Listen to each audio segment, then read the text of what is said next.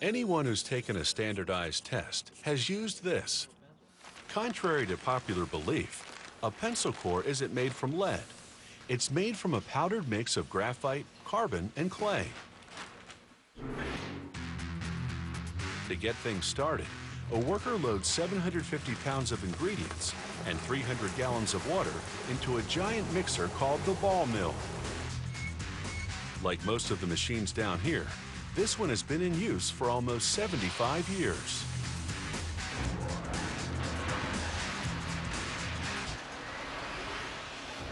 Inside the mill, 1,000 pounds of smooth river stones pulverize the mix and grind up all of its chunks.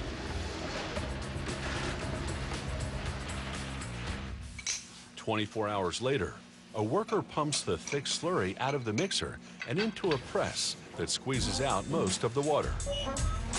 It takes 2 more days until the slurry hardens into these hexagonal-shaped cakes. The cakes are then dried, crushed, and packed into 5-gallon canisters before it's time for the extrusion machine to create the pencil core. First, a large metal arm begins to slowly push into the back of the canister, much like a caulk gun. The arm forces the mixture out of a small hole at the other end of the canister, where it emerges as a core and drops onto a rotating wheel. 2 fixed blades trim the cores to exactly 7 inches. Then the wheel drops the cores onto a conveyor belt. The moist cores end up in these metal drying cans and then spin on this wheel to dry. Then workers place the cores into a furnace,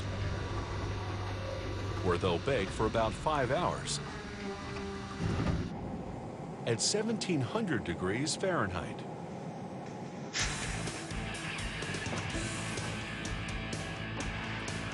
Now it's time for the cores to head upstairs, where they're about to become part of a cedar sandwich. And later, we've just seen what it takes to make a pencil core. Now we'll see how they make the rest of the pencil. Here at General Pencil, the shells for wood pencils start off as slats of Pacific Coast cedar. Cedar is known for its straight grain, which allows for smoother sharpening. Some say it smells good too. The stacks of slats head for the groover. This machine uses 8 rotating blades to carve out 8 evenly spaced grooves, and ultimately 8 individual pencils. Next, a worker loads the groove slats into a machine called the gluer.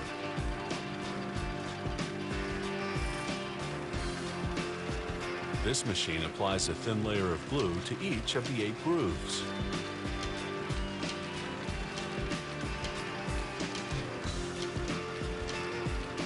Now it's time to add the pencil cores. First, the cores are loaded into a hopper, which feeds them into a rolling wheel. As the slats move under the wheel, the cores fall into the grooves.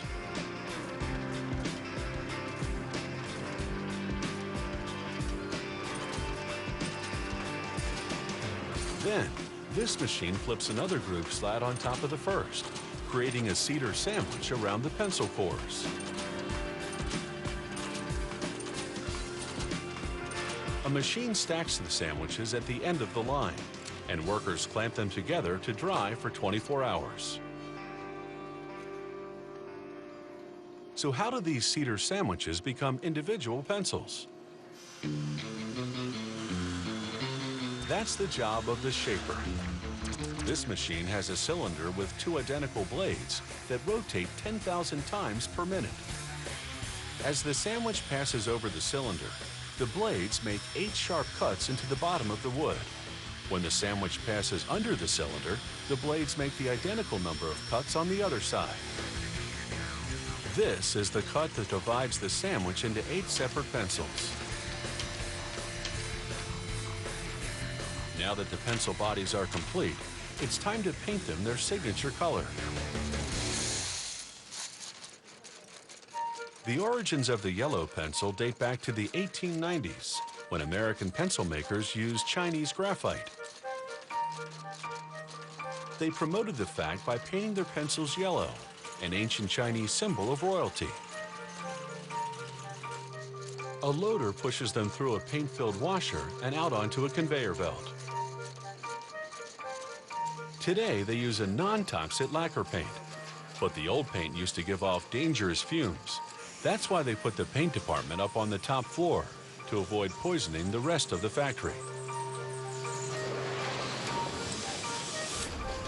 The length of the conveyor belt gives the pencils just enough time to dry before they're put through the process all over again.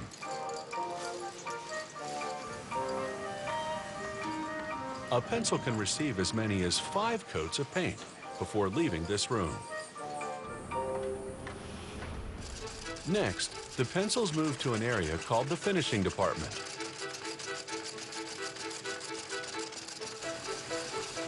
Here, a stamping machine prints the pencil's name and degree of hardness. A loader pushes the pencils under a roll of tinted foil, where a hot stamper presses the foil against the pencil and leaves the lettering behind.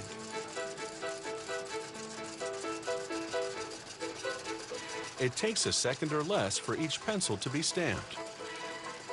But what do the numbers mean? It's a code.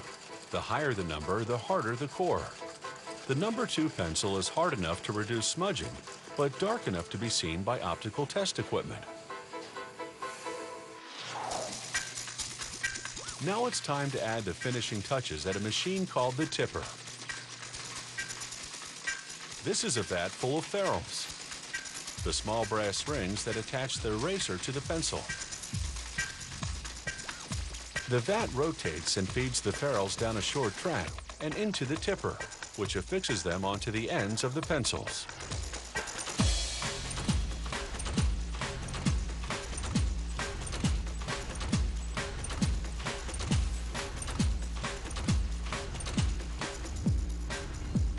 These should look familiar.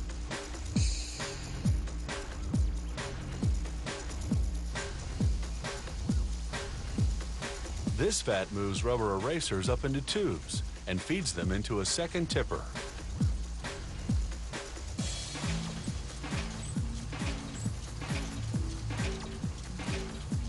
These steel needle pincers then crimp the ferrules, securing the eraser to the pencil. And the pencils are ready to come off the line. If you think that the pencil has gone out of style, statistics prove it's here to stay. Due to the popularity of Sudoku and other puzzle games, sales of pencils jumped a staggering 700%. Now that's a figure you can write home about.